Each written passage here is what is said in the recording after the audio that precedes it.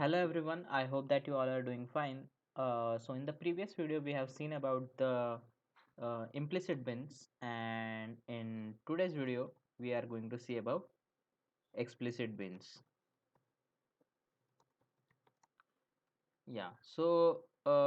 Starting with today's topic, the first question which arises in our mind is why explicit bins? Like what is the need of explicit bins? So let's discuss why do we need a explicit bins. So in the implicit bins, you would have seen that uh, all values were like bins were getting created for all the values, right? Created for all values. But coming to use case scenario, when we do a coverage, we definitely know that which values we need to cover, which values we are interested in, or we already know about the values which we need to catch, right? We need to cover, right? So this is the most recommended method, and so user basically uh, catches only those value which he is interested. That's why this is the reason why we go for explicit bins. Now how to write a explicit bins is we so it's very simple basically. Let's start with an example so that you will get a clear idea on how to write a explicit bins. So let me set a syntax. So here you can set a syntax as verilog htl. Now you're getting a good value. So let's start with writing a class. So class packet, and inside this packet we will define address variable property, and let's also define data, right? So this is our class, very simple class we have wrote. And let's try to analyze how you can write explicit bins, how you can cover all the required values using our explicit bins. So inside module top, what you need to do is first, as usual, you need to create a memory, right, for this class. So we have created a memory for this class, and let's start with writing a cover group. So I hope you know now how to write a cover group. So the cover group, we have to write a name, that is cover group. Then you can give any name here. Cover group, let's give address underscore cg. Let's give this name, and inside this cover group let's write a cover point. So for this cover point, let's give a name as address. Okay. And how you write a cover point is you write a name, that is a cover point, then p dot address, and inside this address what we did last time is we have to write a bins, right? So here our target is to write a bins. So let's write our first bin here. So the bins, write a bins name, name it as anyone name. This is a variable, that is a b1, and inside this bin, suppose we are interested in getting a value that is 1 and 11. Okay. So what will happen, this is the first bin which we have created. So this bin will be covered if this values occur, right? So this is a logic. So this is very simple, right? You write a name, the syntax is you write the bins, the variable name is equal to, you define the values which you need to cover. So this is a first bin which we are going to see. Like there are various types of writing the bins, so I will explain all those. So first let's see how this works. So you have to write the end group, right? And then in the initial begin block, what you need to do is initial, begin, and end block, you need to first create a memory for this cover group. So as our cover group name is CG, we will create a memory for it. So let's write C and let's create a memory that is a new, right? And now let's generate some few values, uh, randomized values, and so write p dot randomize. Okay, and also let's display how many values we have got.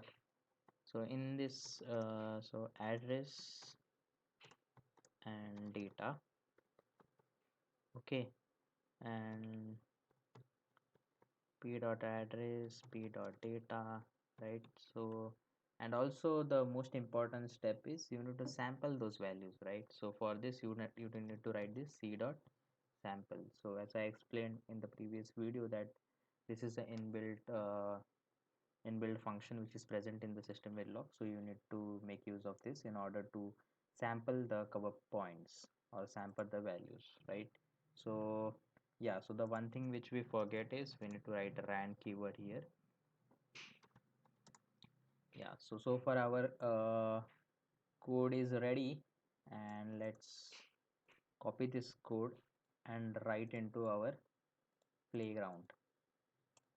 Okay, so we have wrote a code in our playground, and so you have to make a run.do file, and in this run.do file you have to write these two statements in order to catch a coverage report, run hyphen all and cover report hyphen details. So you make use of this and let's run this.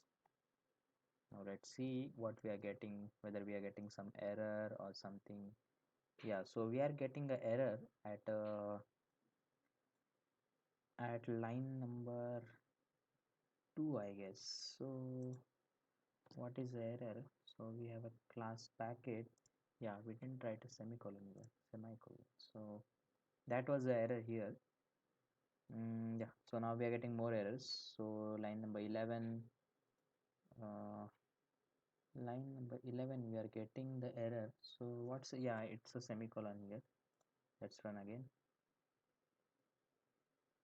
Yeah, so definitely you will get some errors at the starting. So don't worry about it. So yeah, we have got this coverage report. So in this coverage report, our first bin is getting hit, since because in our first bin what we have declared is 1 and 11, and if you see here for the address we are getting both the values, but it's not that we should get both the values. If any one of the value occurs, this bin will be covered. So that's why our functional coverage goal, if you see here, it's 100%, since the total bins covered are 1 and 1, right? So let's start with writing more bins here. So let's create one more bin, b2, and in this b2 what we will do is we will define the value from 1 to 4, and how you will define this is like this. Okay, let's start this, and let's write here. Okay, and let's see how it works. So this is the second bin which we have created. mm, we are getting one error at a line number 16. Yeah, right. So you have to make use of this bracket here, because we are setting some range, right? So between this range like 1 2 3 4, suppose any one of the value occurs, this bin will be covered, that so we will get a 100% coverage. So this is a one more type of writing bins. So keep this in mind. So if you see here, the coverage will be 100% since all our values are being covered. If you see here, yeah, so if you see bin number 2, uh, values are getting covered, and so the metric, if you see here, the percentage is 100%, right, for our address, cover point address. So let's start with writing coverage for sorry, cover point for what? For data. Let's start with writing that and let's see how it works. So if you see for so this was for address. So let's write for a data. So it's pretty simple. You have to monitor this signal p dot data and you have to write. So let's copy it from here and let's see. Okay, so now we have a cover point for data and let's monitor the data. So let's see how many values we are getting covered. So we are getting a error on line number 24. So the line number 24. Okay, what is there? Unexpected syntax. That is the syntax. But where are we getting this syntax? Uh, Line number 34 also we are getting some error. Yeah, so I have figured out why we were getting the error because in the bins, what was happening, if you see here, we are not defining the square brackets. We should define a square bracket because here we are defining a range, right? So we should definitely define a square bracket. Okay, so keep this in mind so you won't get any error. So let's run this now. It works perfectly fine. Yeah, so if you see here, the cover group will be the cover point will be created for both the address and the data. And if you see there, the B3 and B4, it's 100%. So since all the required values are getting covered, that is 1 and 11. So 11 is getting hit, and 1 is to 4 is also getting hit. Therefore, let's write something which might not occur. So if you see here, in the data 1 is not getting occurred. So let's see if you put a 1 whether the bin gets covered or not.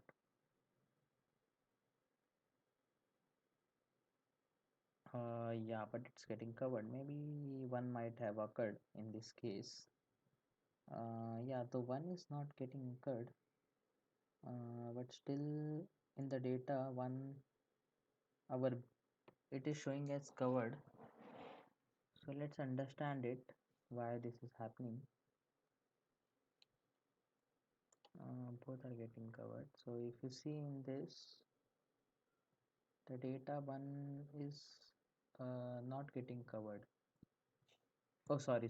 It was in case of address, right? So in case of data, we need to see. So let's write here one and let's rerun.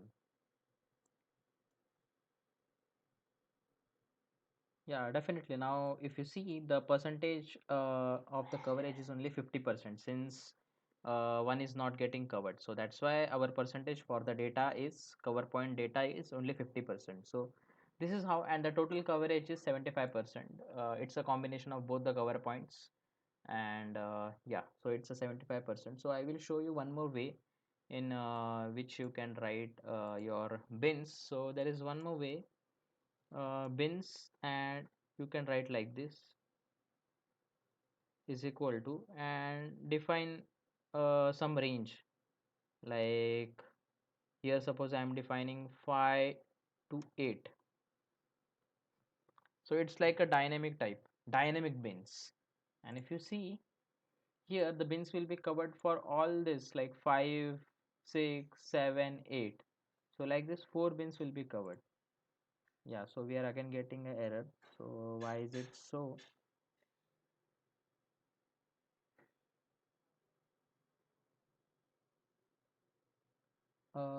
Maybe we can declare like this, that is 5, 6, 7, 8, and let's see now how it works.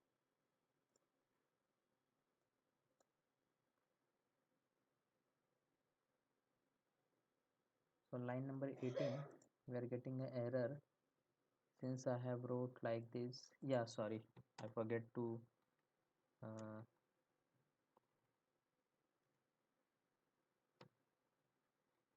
This is the issue. Yeah, okay. I forget to label it. That's the reason why we are getting the errors. So write P3. So the previous was not the reason.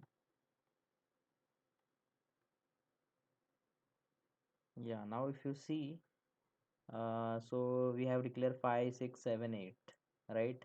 So in case of address, so if you see, four bins will be created for that 5, 6, 7, 8, and here we will see whether it's covered or not. The 5 value is not covered, 6 value is covered, 7 value is not covered, 8 value is covered two times. So that's why if you see the overall coverage for in case of address is only 66.6%, and in case of this is only 50%. So our total final coverage is 58.3%. So this is how you can declare all the explicit bins. And yeah, so let's try with this, which was not working for the first time. That is 5 to 8, 5 to 9. Let's go with 9 and see how many dynamic, like how many bins are getting created. Yeah, so if you see, five bins are getting created from 5 to 9. So this is a one more way in which you can declare your bins. And also, I will show you one more way in which you can declare your bins. That is B4 is equal to, you can write like this. Suppose 1, and then you are declaring the range, that is 2 to 4, right? And there is one more range you are writing, 6. So this is a bin, this is also a way in which you can write the bin. So if any of the values occurs between this, like 1, if 1 occurs, this bin will be covered. So 2, 3, 4.